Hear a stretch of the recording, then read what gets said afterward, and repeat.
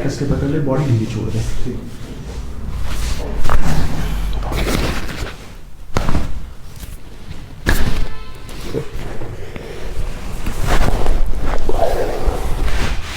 एक हाथ यहाँ, थोड़ा दूर, जस्ट अ टच, ठीक है। सामने देखो, बॉडी रिलैक्स हो।